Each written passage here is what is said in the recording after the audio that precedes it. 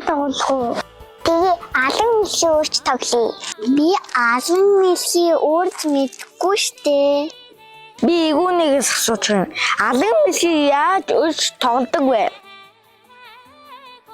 Алан мэлхийн өрөх тоглоомыг дараах байдлаар тоглодог.